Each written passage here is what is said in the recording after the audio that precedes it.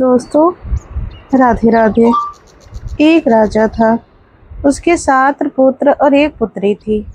जब राजा के लड़कों ने युवा अवस्था में पांव रखा तो उन सभी के विवाह कर दिए गए। सातों भाई राजमहल में अलग अलग कमरों में रहने लगे। राजा की पुत्री अपने पिता के पास ही रहती थी। एक बार तीज का त्योहार आया। राज्य में सब कहीं चारों ओर खुशी का ही आलम छाया हुआ था। लड़कियां खुशियां मनाने लगी। वे सुंदर वस्त्रों में सजिद मानो अपने में फूली ही ना समा रही थी। वे अपने रंग बिरंगे दुपट्टे लहराती हुई इधर से उधर घूमती नजर आ रही थी। उन लड़कियों को देखकर राजा की पुत्री ने भी पहली बार एक दुपट्टा लेने की इच्छा प्रकट की। राजकुमारी ने अपनी माता से जब अपनी यह इच्छा प्रकट की तो उसकी माता ने उससे कहा, बस इतनी सी बात है?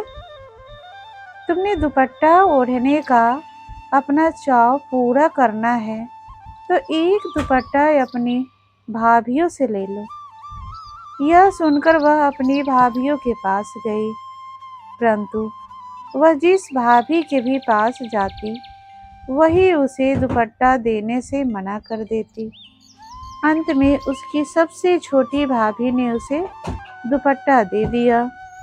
उसे देते हुए भाभी ने कहा, यदि मेरा दुपट्टा खराब हो गया या उस पर कोई निशान लग गया हो तो मैं दुपट्टा तुम्हारे रक्त से रंगूंगी। लड़की ने उस भाभी की यह शर्त मान ली और लाल रंग का दुपट्टा लेकर खुशी खुशी तीजों का मेला देखने के लिए चल पड़ी। मेला देखते हुए पता नहीं कैसे और कहां से उस दुपट्टे पर एक भद्दा सा निशान लग गया। लड़की ने उस निशान को उतारने का बहुत प्रयत्न किया।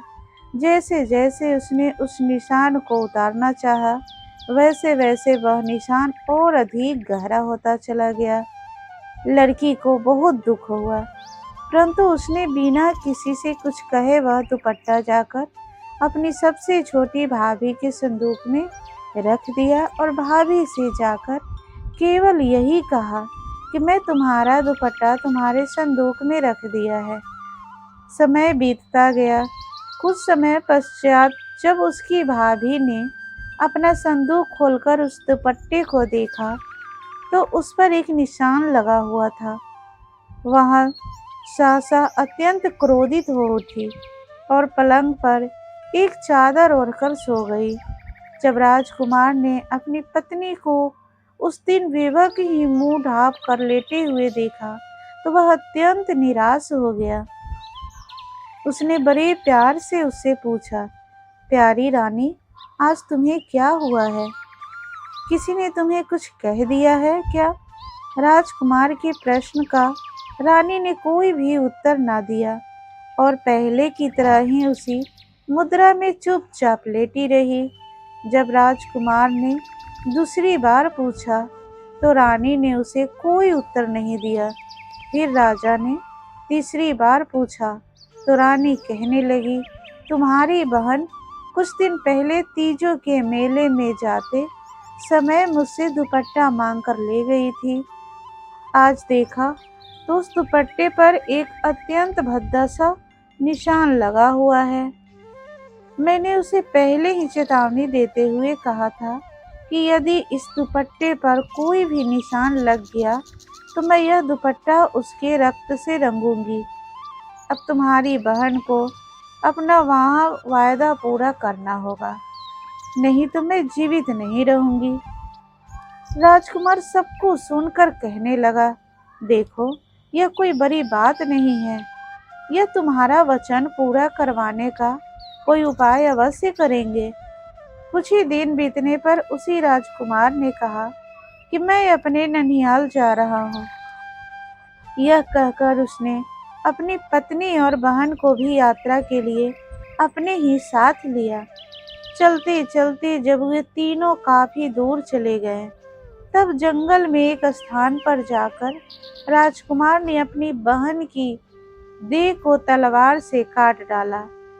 फिर उसके रक्त से पत्नी के दाग लगा दुपट्टा रंग कर वह अपनी पत्नी के साथ अपने महल वापस आ गया। घर आकर उसने अपने माता पिता से झूठ मूठ ही कह दिया कि उसकी बहन तो अपनी ननिहाल में कुशल पूर्वक है। उसका मन लग गया है, इसलिए अब कई दिनों तक वहीं ननिहाल में ही रहेगी। हाँ, कुछ दिन बीत जाने पर वे जाकर उसे वहां से ले आएंगे। धीरे धीरे समय बीतता गया। लड़की की माँ उसकी प्रतीक्षा करते करते बुरी तरह से थक हार गई। एक दिन रानी माता ने नाई को बुलाया और उससे कहा, तुम ननिहाल जाकर मेरी पुत्री को ले आओ। जब नाई लड़की को ननिहाल से लाने के लिए चला, तब मार्ग में उसने एक बेरी देखी। यह वही बेरी थी जिसके नीचे उसी के भाई ने उसकी देह को काटा था। जब नाई उस बेरी से बेर तोड़ने लगा, तब बेरी के पत्तों और टहनियों में से यहाँ आवाज आई, सुन भाइयों के नाई, खुद मेरे भाई ने काटा, भाई ने कटवाया, दुपट्टा खून से रंगवाया। यह भयानक बात सुनकर सहसा वहाँ नाई सहम सा गया। वहाँ से वापस आकर उसने यह रहस्य का समाचार रानी को बताया। सुनकर उस रानी ने एक लोहार को बुलाया। नई ने उस लोहार को भी वहाँ भयानक रहस्य बता दिया कि मार्ग में खड़ी बेरी इस तरह कहती है। लोहार भी जंगल में चलता चलता जब उसी बेरी के पास पहुंचा तो उसे बहुत भूख सताने लगी। इसी बीच उसे यह तो याद ही न रहा कि वहाँ बेरी कुछ बोलती भी है। वहाँ केवल उसकी ठंडी छाया देखकर ज्यों ही उसके नीचे खाना खाने बैठा, त्यों ही उस बेर में से आवाज आई, सुनो भाइयों की नाई, खुद मेरे भाई ने काटा, भाई ने कटवाया, दुपट्टा खून से रंगवाया। यह सुनकर लोहार डर गया और दौड़ता हुआ महल में वापस आ गया। उसने बेरी से ज्ञात हुई वहाँ सारी बात रानी को बताई। अब रानी ने एक बढ़ई को वहाँ बेरी ही काटने के लिए वहाँ भेजा। उसका आदेश पाकर वहाँ बढ़ई बेरी काटने के लिए महल से चल पड़ा।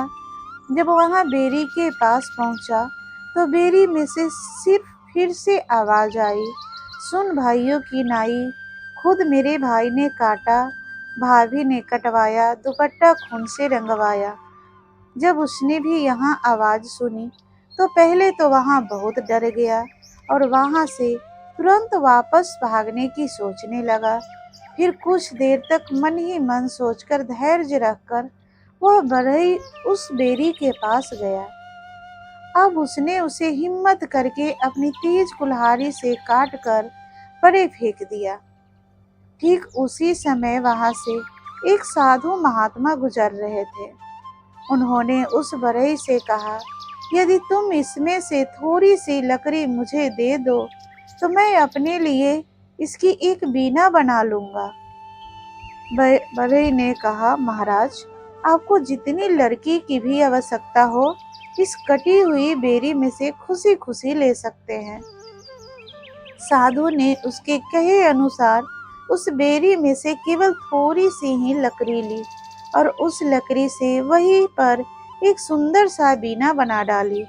इसके बाद वह बीना महल में वापस आ गया और रानी को उसने यह बताया कि उसने वहाँ बेरी पूरी तरह से काट दी है।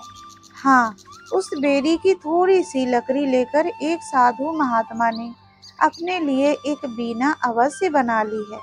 धीरे धीरे समय बीतता गया। कुछ दिनों के पश्चात वही साधु बीना बजाता हुआ उसी शहर में आ गया। वहाँ बीना अपने आप बजना आरंभ कर देती थी। वहाँ साधु लोगों से भिक्षा लेता हुआ आगे ही आगे चला जा रहा था। जब साधु लड़की के भाइयों के पास पहुंचा तो उस सुंदर बीना में से सहसा यहाँ आवाज आई, बज बज बज बज मेरी बीना छान गई, मैं खरी भाभी तेरे द्वार भाभी उठ भिक्षा डाल। यह सुनकर लड़की की भाभी ने मोतियों की थाली भरकर उसे भिक्षा डाल दी। ऐसे ही साधु 6 भाइयों के घर गया और सभी ने मोतियों के थाल के साथ साथ और बहुत कुछ उसको भिक्षा में दे दिया। जब वही साधु 7वीं भाभी के पास आया तो बीना कहने लगी, बज बज बज बज मेरी बीना छान गई, मैं खरी दुष्टा तेरे द्वार उस दुष्टा भिक्षा डाल। यह सुनकर उस भाभी को सभी बातें याद आ गई कि यहाँ तो उसी लड़की की आवाज है जिसको मैंने अपने पति से कटवाया, इसके खून से ही तो मैंने पहले अपना लाल दुपट्टा रंगवाया था। उसने साधु के लिए एक मुट्ठी भर राख उसकी भिक्षा पात्र में डाल दी। साधु आगे चलकर जब रानी अर्थात उसकी सास की ओर बढ़ा तो उस बीना में से यहाँ आवाज आई, बज बज बज मेरी बीना छान गई, माँ खरी तेरे द्वार उठकर माई भिक्षा डाल। उसकी माँ ने अपनी बेटी की आवाज को पहचान लिया और उसे लगा कि यहाँ तो ठीक वही बीना है जो कभी उस बेड़ी से बनी थी। रानी को उस बीना में से अपनी बेटी का सुंदर मुखड़ा भी दिखाई दिया। उसने उस बीना को उसका मोह मांगा मोल देकर उस साधु से खरीद लिया और उसे ले जाकर भीतर एक अलमारी में रख दिया। इसके बाद उस साधु महात्मा को और बहुत सा धन देकर खुशी खुशी अपने महल से विदा किया। इसके बाद जब कभी वहां रानी अपने कमरे में से कहीं बाहर जाती तब उसके वापस आने तक घर का सारा साफ सफाई का काम किया हुआ होता था। इसी तरह कई दिन बीत गए। रानी बहुत हैरान थी कि उसके जाने के बाद आकर कौन व्यक्ति उसके कमरे आदि का सारा काम काज पूरा कर जाया करता है। कभी आटा गूथा हुआ होता है, कभी रोटी बनी हुई होती है और कभी तो रसोई के सभी बर्तन साफ करके सलीके से रख दिए होते हैं। एक दिन रानी बाहर जाते ही लौट आई और कोने में छिपकर देखती रही। उसने देखा कि एक लड़की उसी बीना वाली अलमारी में से बाहर निकलकर घर का सारा काम काज निपटाने में लगी है। तभी रानी ने भीतर प्रवेश किया और उसे मधुर स्वर में यूं पुकार कर कहा, मेरी अच्छी पुत्री। इतना मधुर और स्नेह भरा स्वर सुनकर वह लड़की एकदम से अपनी माँ के गले लगकर रोने लगी। तो माँ ने बड़ी कठिनाइयों से उसे चुप कराया। एक दिन जब माँ अपनी पुत्री को स्नान करवा रही थी तब उसने देखा कि बेटे के सिर में एक कील ठुकी हुई है। जब माँ उसके सिर में से खींचकर उस कील को निकालने लगी तो लड़की ने कहा, माँ यह कील अभी मत निकालना, नहीं तो सारा काम खराब हो जाएगा। यहाँ तो साधु महात्मा की गाड़ी हुई कील है।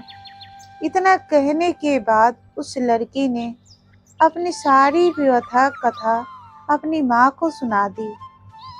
फिर भी उसकी माँ को वह कील जरा भी अच्छा नहीं लग रही थी, इसलिए हट करके उसने वहां की लड़की के सिर में से बाहर निकाल कर ही चैन ली।